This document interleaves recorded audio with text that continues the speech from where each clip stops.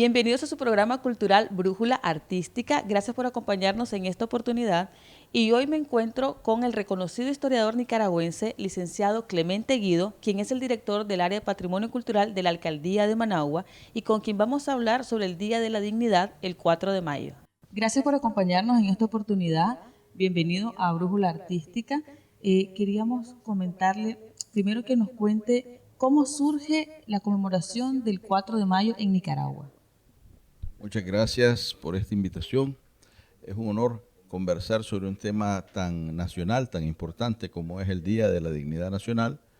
Este día fue fundado por el general Augusto C. Sandino, cuando en 1927, allá en Tipitapa, un 4 de mayo, el general Moncada, el presidente conservador usurpador de la presidencia, porque había llegado a través de un golpe de Estado, Adolfo Díaz, del Partido Conservador, y el representante de los Estados Unidos de Norteamérica, del presidente de Estados Unidos, cuyo nombre es Stimson, su apellido Henry Stimson, Henry Lewis Stimson.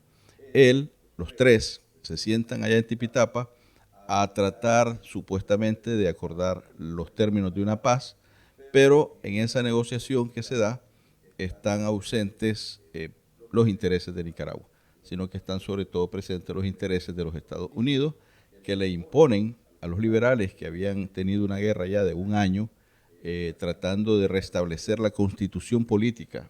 La vicepresidencia de Juan Bautista Sacasa en la presidencia, que había sido fruto de un golpe de Estado derrocado, el presidente que era conservador y Juan Bautista liberal, da como consecuencia que Stimson impone a los liberales prácticamente un armisticio, o sea, una entrega de armas a cambio de $10 por cada fusil.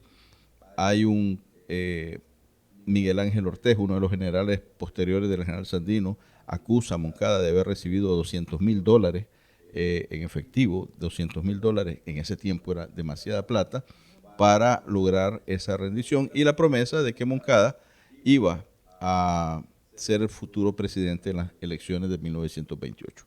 Es decir, era una buena oferta para el general Moncada, que representaba a Juan Bautista Sacasa.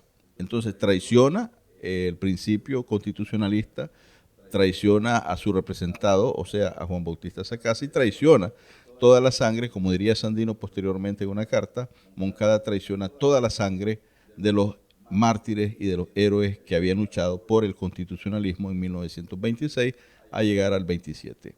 Esto es con el consentimiento de Adolfo Díaz, los conservadores, quienes esperaban volver a ganar las elecciones en el 28, y los yanquis, que lo que querían era pues tener el dominio total de Nicaragua.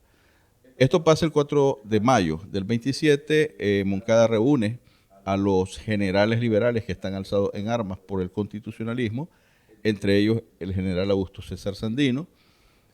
Sin ser un hacendado, sin ser un hombre de dinero, era general. Por eso una vez Moncada le preguntó a Sandino: ¿y a vos quién te hizo general? Porque para hacer eso tenías que tener reales, tenías que tener hacienda, y Sandino no la tenía. Era hijo de un hacendado, don Gregorio, pero él no era hacendado. De tal manera que Sandino le responde: mis hombres me han hecho general. Es decir, su voluntad política de defender el constitucionalismo y su decisión de enfrentar este tipo de anomalías que se daban en Nicaragua es lo que lo hace general. Al final, Moncada convence a los demás generales liberales de entregar las armas por esos $10, cargos políticos que les estaban ofreciendo también, y Sandino es el único de ellos, de todos esos generales, el único de los que estaba con Moncada, que decide no entregar las armas. Lo engaña, Sandino engaña a Moncada, le hace creer que va a entregar las armas, incluso lo delega, le dice: general Moncada, firme usted por mí, que yo tengo que ir a hacer algo, ¿verdad? Y Moncada firma por él. Por eso aparece una supuesta firma de Sandino en el acuerdo, pero no es cierto, no es la de Sandino, es la de Moncada, delegado supuestamente por Sandino, pero era un engaño para irse, tener tiempo él de retirarse a la Segovia, a la zona donde él tenía su gente, reunirse con su gente y decirles a todos que había una traición a los principios constitucionalistas y que él no estaba dispuesto a traicionar y estaba dispuesto a seguir luchando, esta vez ya no solamente contra los conservadores que habían usurpado el poder a través de un golpe de Estado, sino también contra aquellos liberales que estaban entregando Nicaragua a los Estados Unidos de Norteamérica, o sea, al moncadismo.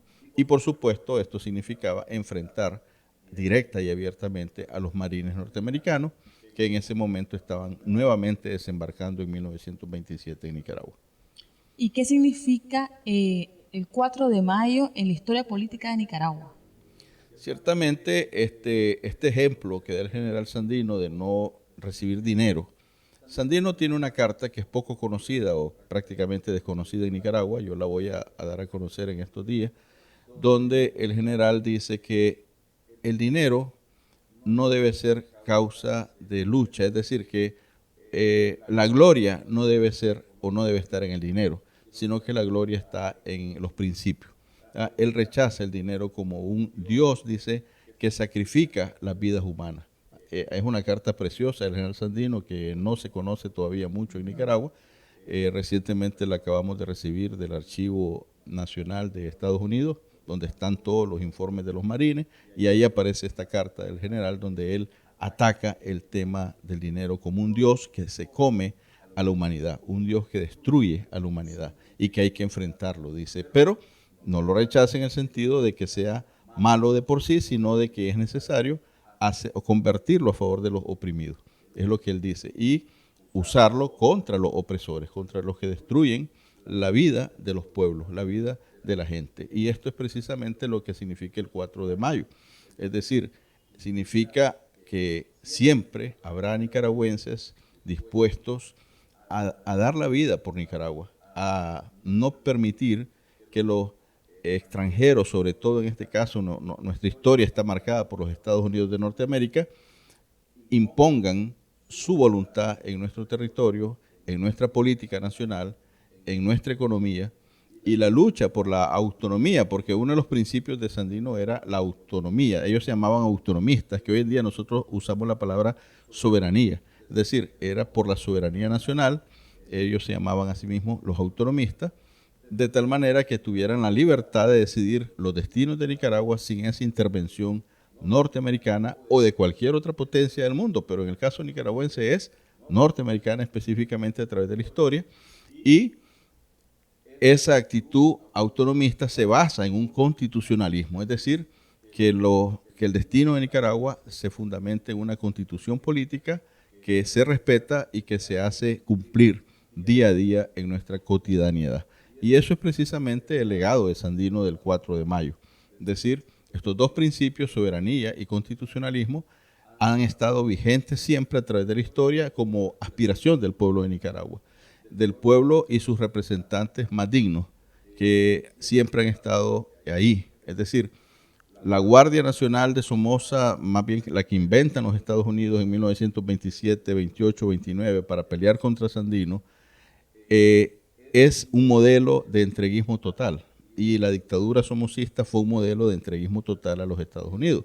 El sandinismo, que nace luchando por la soberanía, que nace luchando por la autodeterminación del pueblo nicaragüense, es todo lo contrario, es decir, son dos polos que nacen juntos en la década de los 30 del siglo XX y se van a desarrollar a través de la historia, digo yo, hasta el día de hoy incluso, pues es decir, hasta el día de hoy tenemos esas dos grandes tendencias de los que no les importa entregarle a Nicaragua, a los Estados Unidos y a sus presidentes, a sus grandes, poderosos oligarcas, y es que ya no tienen ese nombre porque es que ya superan eso. El imperialismo hoy en día ha llegado a tal grado de desarrollo que ya los términos que usábamos en otros tiempos se quedaron cortos, ¿verdad?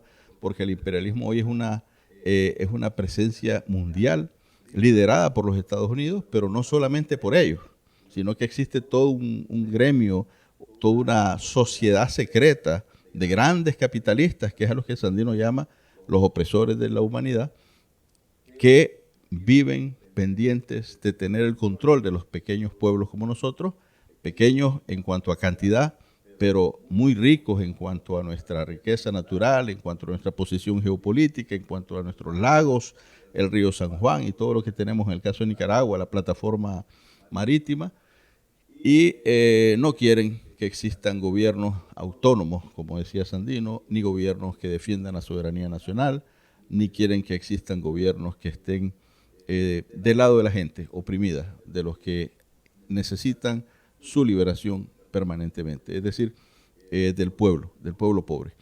Eso es lo que pasa. Entonces, esta presencia de Sandino está vigente siempre en la sociedad hoy. Lo estamos viendo, toda esa agresividad norteamericana hacia el pueblo venezolano, por ejemplo, todas esas medidas norteamericanas hacia el pueblo nicaragüense no son diferentes a las que tomaron en otros tiempos y en otras circunstancias contra este mismo pueblo y el pueblo venezolano en este caso, que pues lucha por su soberanía y por su autodeterminación. A propósito de eso que nos está diciendo, ¿cuál sería la diferencia entre la actitud de Moncada y la actitud actual de la derecha golpista en Nicaragua? Diferencia. La diferencia pues no la veo mucha, ¿va? Más bien veo muchas similitudes, más bien. Porque el punto de Moncada era privilegiar el tema del dinero frente a los intereses nacionales, es decir, su propio beneficio frente a los intereses nacionales. Y eso Moncada lo dejó como una escuela, ¿verdad? Una escuela nefasta para la clase política que en el futuro ha ido surgiendo en Nicaragua y de una u otra manera ha ido repitiendo el moncadismo. El moncadismo es una manera de decir o de expresarme yo como historiador donde encuentro las características básicas que son la entrega de la soberanía nacional a potencia extranjera, la falta de sensibilidad frente a los problemas sociales, a la problemática de los oprimidos, de los que hablaba Sandino en su carta, y también la ausencia total de dignidad frente precisamente a esos dictados extranjeros, en este caso los Estados Unidos de Norteamérica.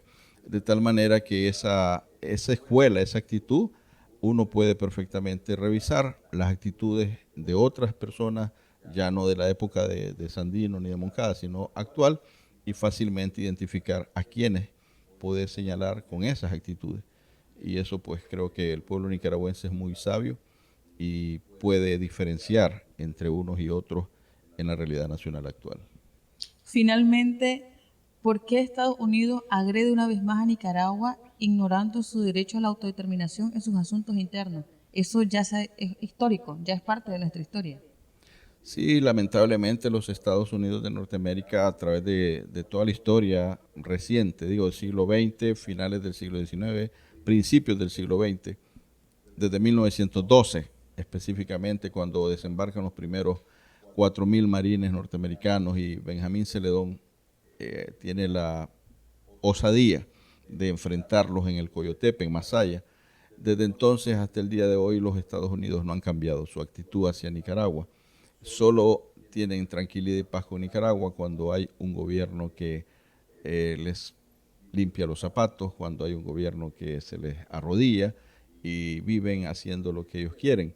No se trata de ser anti-norteamericanos, ¿verdad? No, se trata de ser antiimperialista, que es diferente. Es decir, el pueblo norteamericano incluso hoy en día está sufriendo mucho debido a las políticas norteamericanas de su propio gobierno.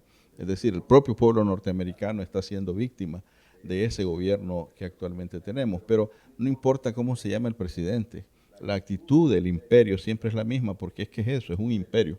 Y el imperio ha procurado ir creciendo a costa del sacrificio de las vidas de la humanidad en sí. Y eso es lo que toda persona con un poco de humanismo dentro de su corazón debe combatir.